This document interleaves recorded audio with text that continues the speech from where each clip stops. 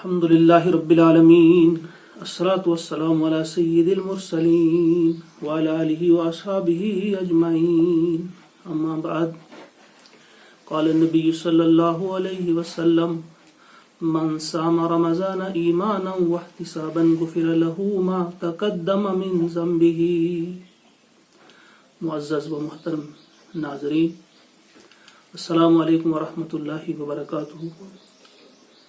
رمضان المبارک کا یہ مقدس مہینہ جس میں آپ اور ہم سانسیں لے رہے ہیں، اس کے بارے میں جو نبی محترم صلی اللہ علیہ وسلم نے فرمایا ہے کہ جس نے رمضان کے روزے رکھے ایمان اور احتساب کے ساتھ، اس کے پچھلے سارے گناہ معاف ہو گئے. ہم آج سے ایک سلسلہ شروع کرنے جا رہے ہیں کہ ہم ایک ایک غلطی یا ایک ایک اپنی کمزوری اور کوتاہی کا جائزہ لیں، محاسبہ کریں اپنا کہ ہمارے اندر کہیں یہ کوتاہی، یہ گناہ اور یہ غلطی تو نہیں ہے، تاکہ احتساب کا حق ادا ہو جائے. اس اعتبار سے ہمارے روزے بھی قبول ہو جائیں گے. لہذا آج پہلی بار یا پہلی مرتبہ جس عنوان کا میں نے انتخاب کیا ہے وہ ہے قتل ناحق، جسے بہت بڑا گناہ قرار دیا ہے اللہ تبارک و تعالی نے. خداوند قدوس فرماتے ہیں سورۃ الفرقان میں، وَلَا يَقْتُلُونَ النَّفْسَ الَّتِي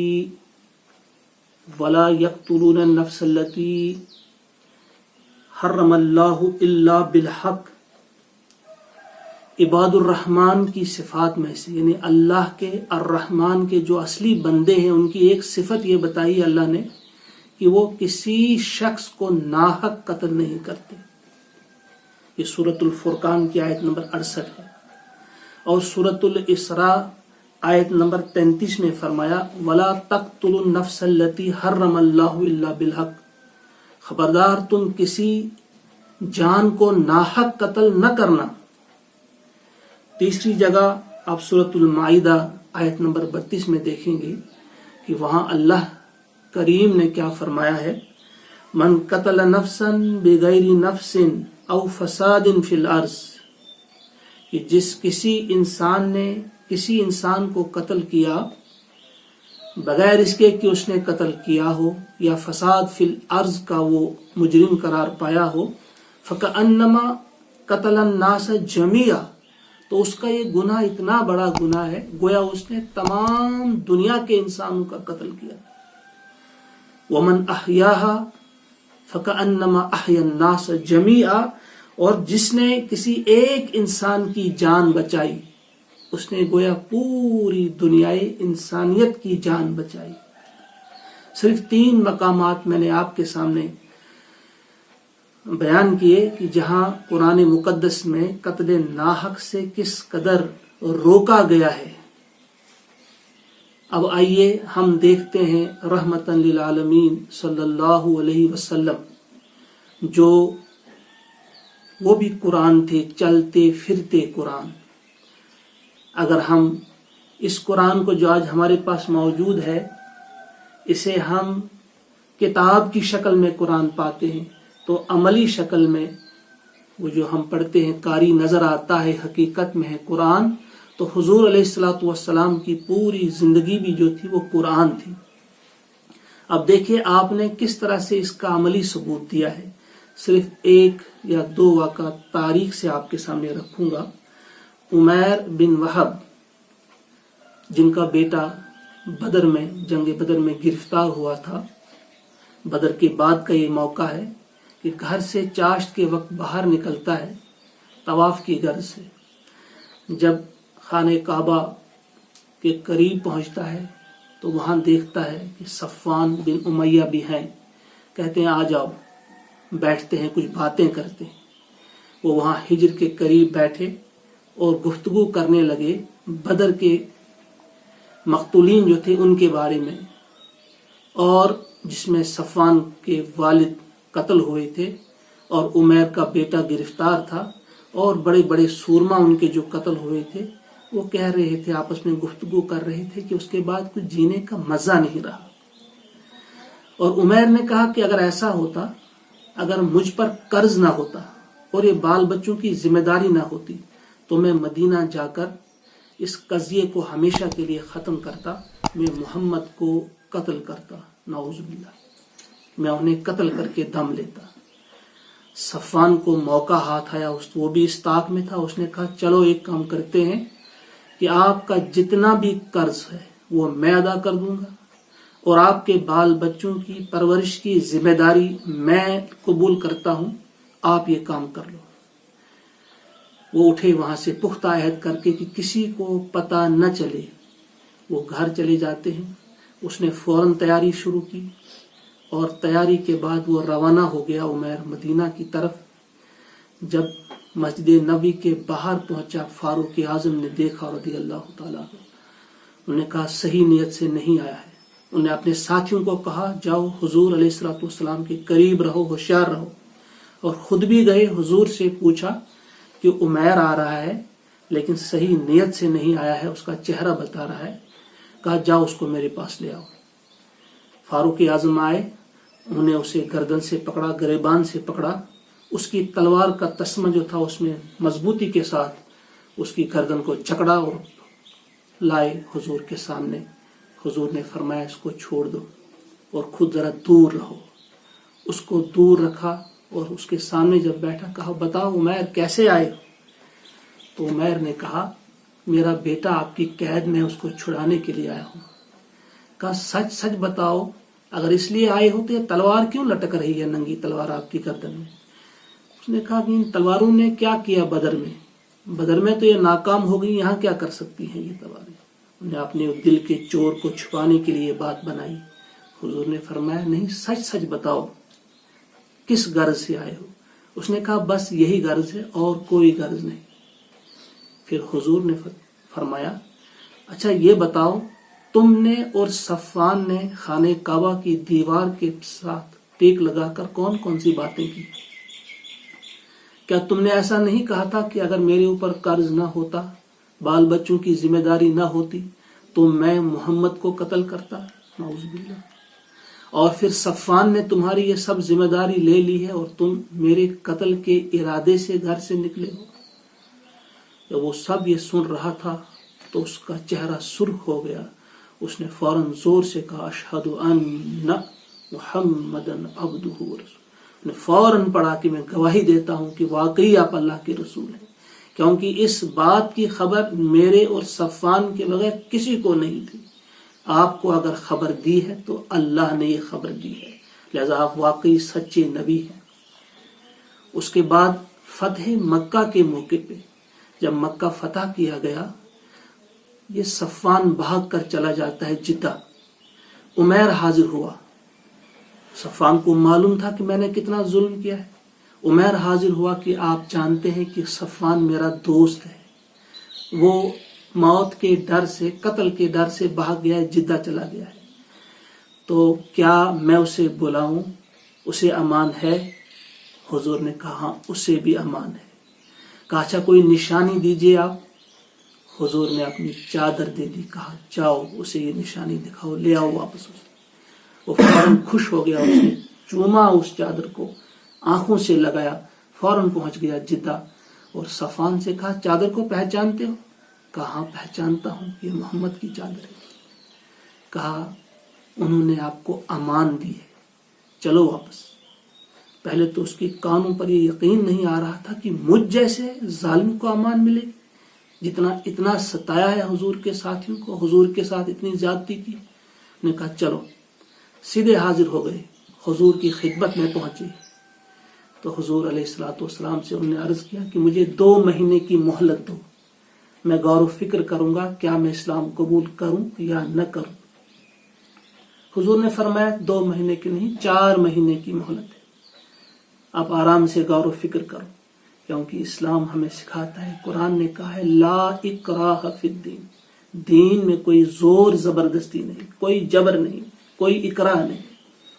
اتنا ہی نہیں، معافی اسے نہیں کیا بلکہ غزوہ حنین کے موقع پہ 100 اونٹ تحفتاً اسے دیے تاکہ اس کے دل سے یہ بات نکل جائے کہ ہم اس سے نفرت کرتے ہیں، کہ حضور اس سے نفرت کرتے ہیں۔ اور جب وہ رہا بتوں کی پرستش کرتا رہا، لیکن آہستہ آہستہ اس کے دل میں یہ بات اترنے لگی، بار بار یاد آنے لگا کہ مجھ جیسے انسان کے ساتھ اتنا اچھا سلوک. پھر وہ باہر نہیں رہ سکا، وہ اسلام کے دائرے میں آ گیا، کلمہ پڑھ کر مسلمان ہو گیا. یہ ایک مثال کہ اللہ کے نبی نے بدترین دشمنوں کو بھی معاف کر دیا. یہ بھی آپ سب جانتے ہیں کہ فتح مکہ کے موقع پہ کس طرح سے آپ کے پاس جب آپ کے سامنے لوگ تھے گردن جھکائے ہوئے، جنہوں نے آپ کو گھروں سے نکالا تھا، آپ کے ساتھ زیادتی کی تھی، آپ کے ساتھیوں کو قتل کیا تھا، آج وہ سب گردن جھکائے ہوئے منتظر تھے کہ ہمارے ساتھ کیا سلوک ہوگا. اگر قتل بھی کریں گے ہمیں یہ بھی کم ہے، اگر ہماری آنکھوں کے سامنے بچوں کو بھی قتل کیا جائے گا وہ بھی عدل ہی ہوگا، کیونکہ ہم نے ان کے ساتھ بڑی زیادتی کی ہے. لیکن حضور نے پوچھا بتاؤ کیا توقع ہے تمہیں، کیا سلوک ہوگا تمہارے ساتھ؟ تو سب نے کہا اخن کریم ابن اخن کریم، کہ ایک شریف بھائی ہیں آپ اور ایک شریف بھائی کے بیٹے ہیں آپ سے ہمیں اچھی توقع ہے. تو حضور علیہ الصلوۃ والسلام نے فرمایا کہ میں آج تم سے وہی بات کہتا ہوں جو یوسف علیہ السلام نے اپنے بھائیوں سے کہی تھی، لا تثریب علیکم الیوم. آج آپ سے کوئی مواخذہ نہیں، آج کوئی آپ سے ہم پوچھیں گے نہیں اس کے سلسلے میں. اذهبوا انتم الطلقاء، جاؤ تم سب آزاد ہو. سمامہ بن اسال یمامہ کے حاکم جو حضور علیہ الصلوۃ والسلام کے قتل کے درپے تھے، موقع نہیں ملا لیکن آپ کے ساتھیوں کو، کئی ساتھیوں کو قتل کیا. ایک رات جا رہے تھے عمرہ کے لیے، پکڑے گئے مدینہ میں. حضور علیہ الصلوۃ والسلام کے چند ساتھیوں نے انہیں پکڑا، رات کے وقت مسجد نبوی کے ستون کے ساتھ باندھ دیا، پہچانتے نہیں تھے یہ کون ہے. جب فجر کی نماز پہ تشریف لے آئے محمد رسول اللہ صلی اللہ علیہ وسلم تو انہوں نے ساتھیوں سے کہا کہ بھائی جانتے ہو تم نے کس کو پکڑا ہے اور یہاں باندھا ہے؟ کہا حضور ہم نہیں جانتے، ہم اسے پہچانتے نہیں. انہوں نے کہا یہ یمامہ کا حاکم ہے سمامہ، جس نے آپ کے ساتھیوں کا قتل کیا ہے، جو ہمارے قتل کے درپے ہے، یہ وہی شخص ہے. 3 دن وہاں رہا، آپ نے اس کے لیے کھانے کا پینے کا بندوبست کیا اور کہا اس کے ساتھ بہترین سلوک کرو، اس کے ساتھ زیادتی مت کرو. پھر آپ نے اس سے پوچھا سمامہ بتاؤ آپ کے ساتھ کیا سلوک کیا جائے. وہ چونکہ بادشاہ تھا، حاکم تھا، اس نے کہا اگر آپ مجھے قتل کریں گے تو یہ عین انصاف ہوگا، کیونکہ میں نے بھی آپ کے ساتھیوں کو قتل کیا. اگر آپ مجھ پر احسان کریں گے، چھوڑ دیں گے، تو آپ ایک احسان شناس بندے پر احسان کریں گے. اور اگر آپ کو مال چاہیے تو جتنا آپ کہیں گے آپ کی قدموں میں مال رکھ دوں گا. آپ نے 3 بار یہ سوال کیا، تینوں دفعہ اس نے یہی جواب دیا. تو حضور نے فرمایا کہ ہم نہ آپ سے بدلہ لیں گے، نہ آپ کو قتل کریں گے، نہ آپ کے مال کی ضرورت ہے. اپنے ساتھیوں سے کہا اس کو رہا کر دو، جاؤ تم آزاد ہو. چند لمحوں کے لیے ذرا سوچئے کہ قتل اور یہ آیات حضور علیہ الصلوۃ والسلام کی رگ و پے میں کس طرح سے رچ بس گئی تھی کہ وَلَا تَقْتُلُوا النَّفْسَ الَّتِي حَرَّمَ اللَّهُ إِلَّا بِالْحَقِّ. حالانکہ ناحق قتل کرنے سے روکا گیا ہے اور ان کا قتل کرنا حق تھا، لیکن آپ کی شان کریمی، آپ کی رحمت، جسے آپ کو کہا گیا وَمَا أَرْسَلْنَاكَ إِلَّا رَحْمَةً لِلْعَالَمِينَ، آپ کی رحمت کا تقاضا تھا کہ جن کا قتل حق بھی ہو چکا ہو، جائز بھی جن کا قتل ہو چکا ہو، ان کو بھی آپ نے معاف کر دیا. کہا جاؤ تم آزاد ہو. جب یہی سمامہ جا رہا تھا تو اسے چین نہیں آ رہا تھا، اس کے قدم اب گھر کی طرف نہیں جا رہے تھے.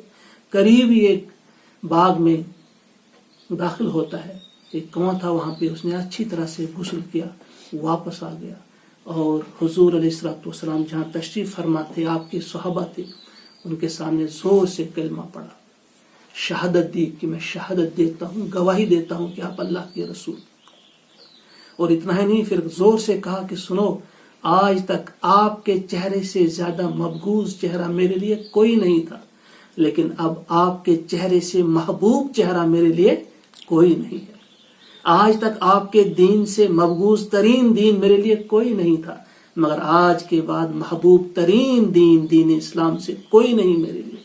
آج تک آپ کا یہ جو شہر تھا میرے لیے سب سے ناپسندیدہ شہر تھا، لیکن اب میرے دل میں اس کی سب سے زیادہ محبت ہے، اور میں نے آپ کے ساتھیوں کو قتل کیا. اس کے بدلے میں آپ دین کی خدمت کرنا چاہتا ہوں، اپنے آپ کو وقف کرنا چاہتا ہوں، اور اپنی پوری جو بھی میری رعایا ہے ان کو بھی آپ کے لیے وقف کرنا چاہتا ہوں. یہ اسلام اس طرح سے لوگوں کے دلوں کو فتح کرتا گیا، اور قرآن کے اس اصول لا اکراہ فی الدین پہ عمل ہوتا رہا. آپ سب جانتے ہیں کہ اسپین میں 800 سالوں تک مسلمانوں نے حکومت کی، مگر کوئی جبر نہیں کیا. اگر چاہتے وہاں ایک بھی غیر مسلم نہ رہتا، لیکن بالکل ان کے ساتھ انصاف کیا گیا، امن کی کیفیت تھی. لیکن پھر جب غیروں کے ہاتھ میں وہاں باغ ڈور آ گئی، جب وہاں پانسا پلٹا، پھر آپ سب جانتے ہیں وہاں ایک بھی مسلمان کو زندہ نہیں رکھا گیا، ایک بھی مسلمان وہاں نہیں رہا. اور یہاں ہندوستان کی بات بھی آپ سب جانتے ہیں کہ یہاں کتنی دیر تک مسلمانوں نے حکومت کی.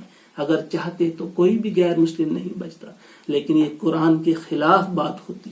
قرآن سکھاتا ہے کہ محبت کا درس عام ہو، محبت عام کی جائے، انسانوں سے محبت کی جائے، صرف مسلمانوں سے نہیں بلکہ تمام دنیا انسانی سے محبت کی جائے. اور اسلام امن کا پیغام ہے. اس بات پہ آج ہم ذرا دھیان دیں، احتساب کے ساتھ ہم روزہ رکھیں، ایمان اور احتساب کے ساتھ ہم ذرا سیلف انٹراسپیکشن کی طرف دھیان دیں کہ کیا کہیں کسی طور سے ہمارے دلوں میں نفرت تو نہیں کسی کی، کیا کبھی ہم سے قتل ناحق تو نہیں ہوا ہے. اس کو معاف کرانے کی صورتیں کئی ہیں، اس کے لیے ہمیں معاف کرانے کی صورتیں جو ہمیں دی ہے اس کی طرف دھیان دینا ہوگا.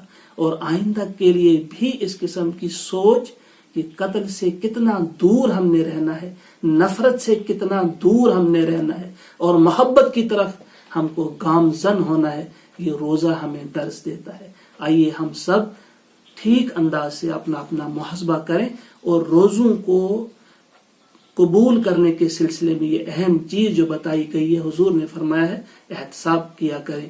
ہم احتساب کریں گے، اللہ تعالیٰ بھی ہماری مدد فرمائے. اور ربنا تقبل منا انک انت السمیع العلیم. السلام علیکم ورحمۃ اللہ وبرکاتہ.